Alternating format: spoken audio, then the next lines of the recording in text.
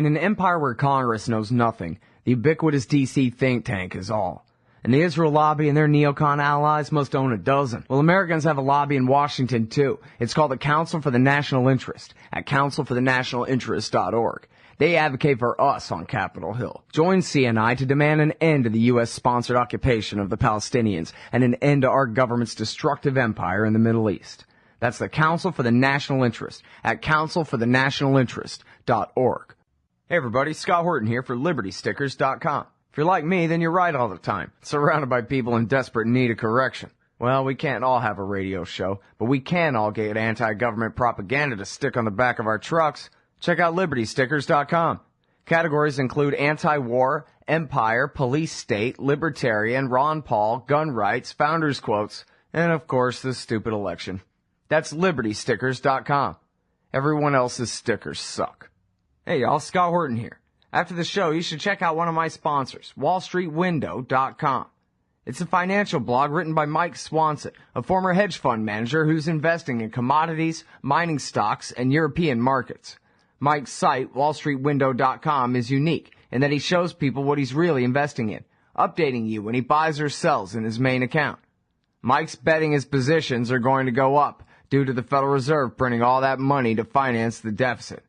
See what happens at WallStreetWindow.com. And if you'd like to sponsor the show too, let me know at Scott@ScottHorton.org. All right, our next guest is John Glaser, writer for antiwar.com. You can find him at news.antiwar.com and at antiwar.com/blog. Welcome to the show. How are you doing, John? I'm pretty good. Thanks for having me on. Well, good. And you're welcome. I'm very happy to have you here. So, Barack Obama, he went over to the United Nations in New York and gave a big speech yesterday. And your headline at antiwar.com reads, at UN, Obama falsely claims America sides with democratic change in the Mideast. First of all, what exactly did he claim? And then second of all, prove your case that it ain't quite right. Well, what he tried to claim is what he's been claiming all along, which is that the United States is in support of the democratic revolutions and change throughout the Middle East and so on and so forth. And he said this before, but something about him saying it at the UN irked me more than usual. I figured, at such a world event, when so many foreign countries are watching, he wouldn't have the gall to actually tell so many lies in a matter of 20 minutes. But he did. I mean, he talked about how America was inspired by the Tunisian protest that toppled a dictator and blah, blah, blah. But he forgot to mention that, in fact, Washington had supported the Tunisian regime of Ben Ali all along. He claimed that we insisted on change in Egypt. The United States insisted on change in Egypt, not the thousands of people that protested and worked to oust our dictator, Hosni Mubarak. He left out the fact in his speech, while claiming that we support democracy in Egypt, that we propped up the dictatorial regime. And he was a close American ally, and he received tens of billions of dollars in money and weapons and so on and so forth over the years. And as far as insisting on the change, I mean, we consistently supported Egypt throughout the entire revolution until the very last second, when it was clear the Mubarak regime could not survive anymore. And immediately following that decision, the United States tried to help Mubarak's deputy, Omar Suleiman, his torturer-in-chief, essentially, to come to power in succession of Mubarak. And since then, of course, we've been supporting the SCAF, the Supreme Council of Armed Forces, and, supporting the Muslim Brotherhood, even as they roll back constitutional constraints on executive power and all this. I mean, from the very beginning and throughout this entire democratic change in Egypt, we have been supporting the exact opposite of democracy. We have been suppressing democracy. And Obama has the gall to stand up in front of the United Nations and in the entire world and say that we insisted on change in Egypt. It's horrible to even think that he can actually do that. But he goes on. He talks about Yemen. He says we supported a transition of leadership in Yemen so we could help out the people there that wanted to get rid of the corrupt status quo. And once again, he's leaving out the fact that the outgoing dictator was our dictator, our American client, propped up with U.S. money and weapons. And the change of leadership, which the U.S. supported and continues to support, didn't eliminate the status quo. It sustained it. The new General Hadi, who runs the country now, is equally as terrible as the Saleh regime. And the United States continues to bribe that regime, that new regime, with money and weapons so that they will allow us to bomb the country regularly with unmanned aerial vehicles, drones.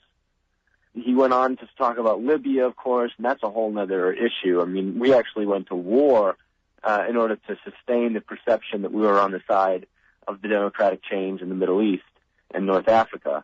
But, of course, we supported rebel militias who, according to the UN and Human Rights Watch, themselves committed war crimes, and some of them had ties to Al-Qaeda, and we saw the blowback that occurred with the U.S. consulate recently.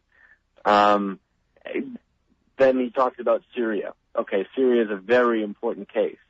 The United States is currently cooperating with Gulf states like Saudi Arabia and Qatar, those bastions of freedom and democracy and, Jeffersonian republicanism. Mm-hmm. We're cooperating with them to fund Syria's extremist religious rebel militias who have also committed crimes, also have ties to Al-Qaeda, do not have the support of the majority of Syrians, and have demonstrated no desire that I can tell for any sort of democracy following the rule of Assad. And of course, Obama left out important cases like Bahrain, where the United States has heartily suppressed the true democratic uprising that took place. The U.S. tyrant there has cracked down harshly on democratic protests, using torture and tear gas and shooting people in the streets and cracking down on press freedoms and, prosecuting medical professionals who tried to treat injured protesters and all this kind of terrible attacks on human rights. And the United States continues to send that regime money and weapons. So straight through the line, I mean, we can name every country in the Middle East and go through a similar explanation. Jordan as well, Oman, all of them. The United States has been doing everything it can throughout this Arab Spring to prevent the populations from gaining any control over what their government's policies look like. And we're still doing that today. So for Obama to really stand in front of the whole world and start to claim that we're on the side of the people and we're insisting on democratic change, it's just an affront to the sensibilities. They're utter lies. Well, the General Assembly can be, kind of rambunctious at times. Were there any laugh lines where people just outright, couldn't help themselves in the audience? No, not that I could tell. But he tried to, when Obama was talking about free speech, he said he was defending free speech in the context of the Innocence of Muslims film, and he said something like, as president, I know people will say awful things about me every day, and I heard people laugh at that, but there wasn't any outright laughter as right, they laugh because we all agree that we know that none of that criticism is legitimate. It's all just exactly. From Kenya. Unfortunately, even at the UN, there's still sort of it's still common to lie prostrate in front of the supposed leader of the free world. It's amazing, isn't it? Wow. Well, so there's a lot to go over there, but I guess first of all, did you see where Vladimir Putin was joking that they ought to take the terrorists at Guantanamo and send them to fight in Libya? Yeah. Or pardon me, in Syria. I ruined the punchline there. Since America's backing the terrorists, and either way, right? I thought that was funny.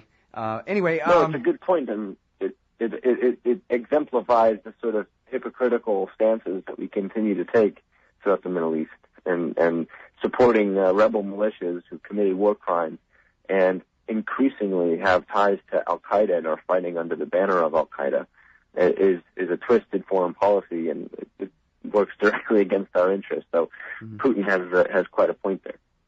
Well, now, the king or the emir or the sultan or whatever he calls himself of Qatar actually got right up there and said, like, hey, everybody, we ought to all chip in to help the regime change in Syria now.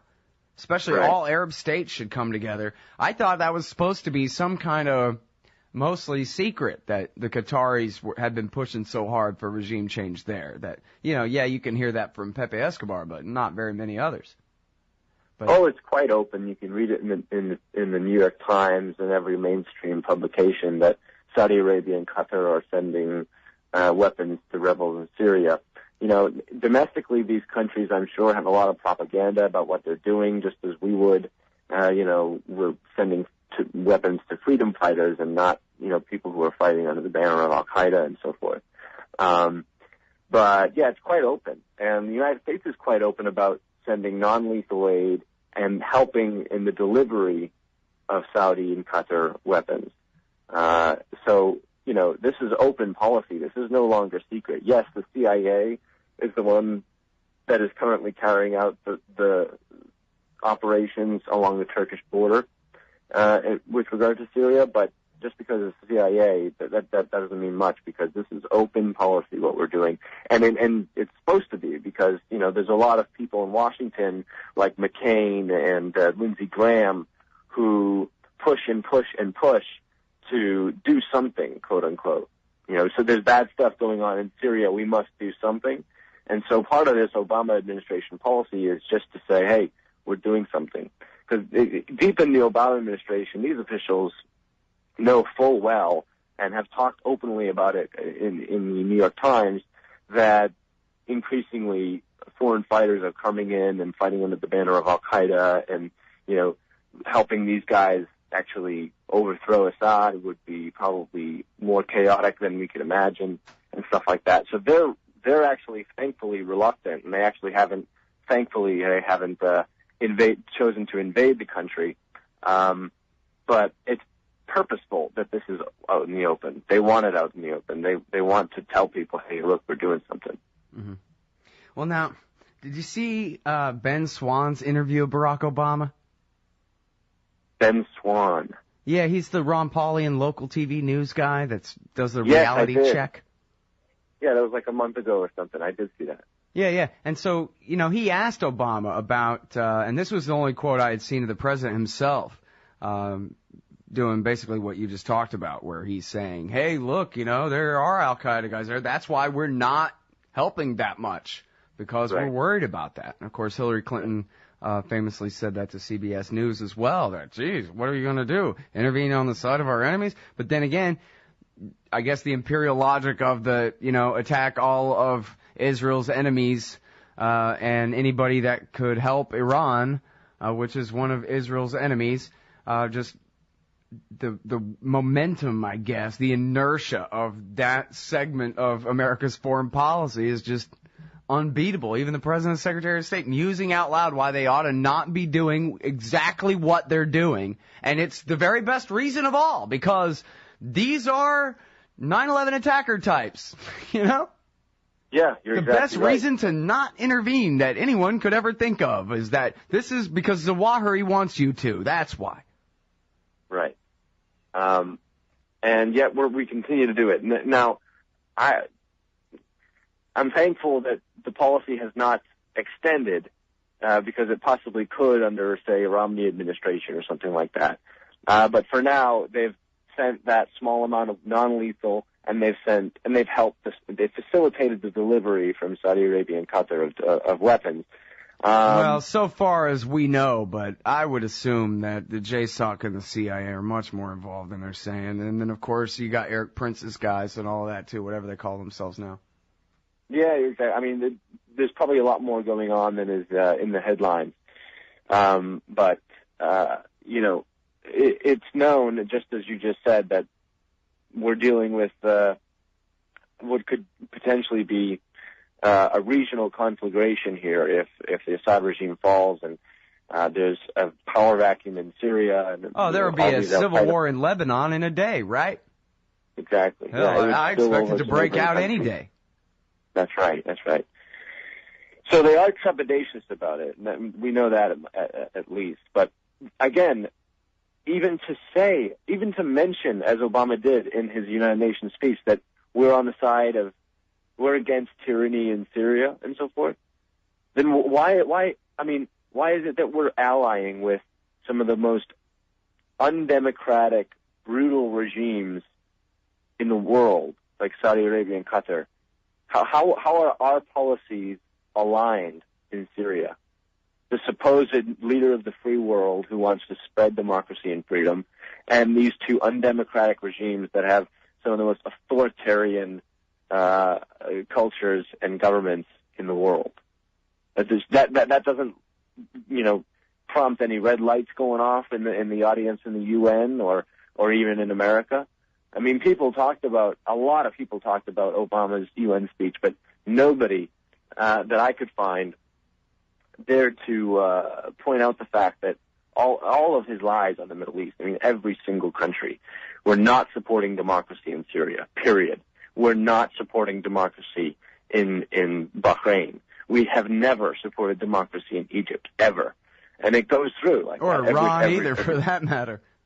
Or Iran, yeah, never. They once had a prime minister. Yes, they once had a prime minister that was Western educated, wore a suit and tie, and nothing on top of his head, so to speak, and we didn't like him. Yeah, no tan jacket either. Yeah, because he wanted to do something that was actually popular among the people, which was nationalize the oil industry. Well, what's funny is it's actually not even that. Greg Palast likes to discriminate and refine the point a little bit more. He really was just insisting on a higher percentage cut. He really wasn't nationalizing them at all. He was just saying, ultimately this oil belongs to us. So all we're saying is, instead of paying us no percent, you ought to pay us 1 or some incredibly high number like that. And that was the bridge too far for the Brits and the Eisenhower. Right, exactly. It was unacceptable. The leaders, especially, it was even worse back then. Nowadays, they're just supposed to obey us, and they have a little bit more autonomy, these client states of ours. But back then, it was pure imperial sucking out of these countries all of their resources. And, a democratically elected prime minister in Iran said, no, we don't like that setup. And so he had to go. They went in and through a process, the CIA through a process of murder, propaganda, bribery, and infiltration, overthrew the democratically elected government of Iran and installed a dictatorship. And now, the consequences of that reverberate up to today. Yep. All right. Now, did you see this piece in the New York Post? U.S. offered Israel advanced weaponry in exchange for delaying Iran attack? I have seen news of that in past months. Is there a new one like that? Yeah, I think so. Well, unless I got it wrong. Oh, no. You know what? This is old. But it is, I forget where I got the link anymore now. But yeah, it is. It's from March. But it's saying that Obama had promised Netanyahu refueling planes and more bunker buster bombs if he would just delay until after the election. What do you think about that? You think that's right? He probably has told Bibi Netanyahu to his face, hey, anything we can do to delay your insistence on making this absolutely before the election and so forth. I'm sure he has said stuff like that. But what has occurred recently has been that it's pretty clear the Obama administration has been snubbing Netanyahu. I mean, there's all this talk about, it was on the Daily Show, for crying out loud. And all of these network news, political racehorse type commentaries were talking about how, Obama's not meeting with Bibi Netanyahu or any leaders when he's at the UN in New York. And so Bibi had actually directly requested a meeting with Obama, and Obama said no. Furthermore, what we saw in the weeks where it was really sort of teetering on the brink of whether or not Bibi was going to either go to war or be put in a mental institution. The Obama administration allegedly, they deny it, but allegedly sent a letter to the Iranians which said that we will not back an Israeli strike so long as you don't retaliate and hit American assets in the region.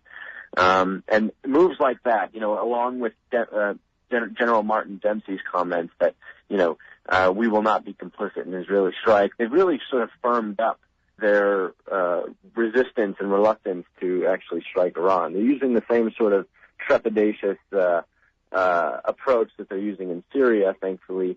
And again, I'm not quite sure it would be the same thing in Iranian administration. But, yeah, I mean, Obama, in the lead-up, especially as far back as March, the farther back you go, the more sorry and sort of please don't hurt me politically you'll see from Obama towards Bibi. But nowadays, I think it's firmed up a bit, and Bibi and Ehud Barak have inched back and dialed back their rhetoric because they see that the United States is not going to back an Iranian strike, at least right now. We'll see after the election. Typically wars in the second term are different because, the Obama administration would probably waste the political capital to continue to negotiate with Iran. The one thing that is unfortunate is that the Obama administration continues to use rhetoric like Iran can't be contained, or a nuclear Iran can't be contained. Well, that's just not true. Of course it can. The renowned international relations theorist Kenneth Waltz recently wrote in the Foreign Affairs magazine, the main establishment journal, a nuclear Iran could probably stabilize the region and prevent U.S. and Israeli constant threats and economic sanctions and militarily surrounding Iran and so on and so forth. The only reason Iran has the posture it does is because U.S. policy strongly influences it towards attaining a deterrent. And if they had one, that would prevent the U.S. or Israel from militarily striking or imposing regime change or whatever it is, it could certainly be contained, especially since these wackos who claim that the Iranians are mad mullahs who want to, commit national suicide by provoking a nuclear retaliation. That's out of the question, and only psychos believe that. So it's quite clear that for now there will not be a strike on Iran, I'm pretty sure, and at least a U.S.-backed one. But a nuclear Iran could certainly be contained if, in fact, they even had a nuclear weapons program, which the United States, the consensus in the intelligence community at least, is that they do not have one and had not had one since 2003, the latest. Mm. Yeah, well, I think it really goes to show, and I think Stephen Walt has written about this too. I guess I'm also thinking of Andrew Bacevich's recent piece about the Israelification of American foreign policy, where, we used to have this policy, and not that I'm for this either, but it was kind of offshore balancing or whatever, where you sort of try to stay out of it. I mean, this is as cynical and as mean as hell, but you play Iraq and Iran against each other, maybe even arm both sides or whatever. But then that's still different than, completely intervening in every way and trying to determine every outcome and hinging all of your bets on this outcome or that one and that sort of thing, where now really you can tell a lot of this policy is outsourced to the princes in Saudi Arabia. And they have a beef. Maybe they're afraid of Iran, and so they need us to fight their war for them too. I don't know if they really want a hot one, but they certainly want us to take their side in the Shia-Sunni split, Definitely. That's the prime concern of the Persian Gulf states, the Sunni Arab Gulf states, like Saudi Arabia. There's a WikiLeaks cable that reveals that, I don't know if it was a king or some other high-level royalty in Saudi Arabia told a U.S. diplomat that you better strike Iran before they gain too much influence in the region. It's not only Sunni and Shia, the clash. It's about geopolitics. I mean, Iran is Saudi Arabia's one regional threat to, dominance over that region. Other than Iran, they only have Israel, and that's a different story in terms of geopolitics. But, they're afraid of such Iranian power. And the nuclear deterrent would certainly give Iran that. So, yeah, definitely. I mean, our policy is being outsourced to not only our client states in the Gulf, but Israel. I mean, it was funny. Ahmadinejad, in a press briefing before his speech, a day before his speech at the UN today, told American reporters that, hey, look, Americans probably don't like the fact that the Prime Minister of Israel is telling the President of the United States what his foreign policy should be. He said, I bet people resent that. And he was right. I think they do. I think even Republicans are getting a little bit ticked off at that. The ones that aren't, the ones that have some sense, the ones that aren't totally in the bag for Israel. But yeah, this is a response. This is a reality of our imperial policies coming back to bite us. We're doing the bidding of constitutional monarch, not even constitutional. We're doing the bidding of authoritarian governments in the Middle East and Israel, and we can't even perceive our own national interest. It seems in a sort of offshore balancing type of way, in a realist way, as terrible as that sometimes turned out to be in the past. Yep. All right, that's it. We're out of time. Thanks so much for your time. It's great to talk to you, John. Bye, Scott. John Glaser, everybody. Antiwar.com/blog and news.antiwar.com. That's it for the show. Gotta go. Check me out at scotthorton.org. I keep all my archives there and /stress. The Scott Horton Show is brought to you by the Future Freedom Foundation at fff.org. Join the great Jacob Hornberger and some of the best writers in the libertarian movement like James Bovard, Sheldon Richman, Anthony Gregory, Wendy McElroy, and more for a real individualist take on the most important matters of peace, liberty, and prosperity in our society.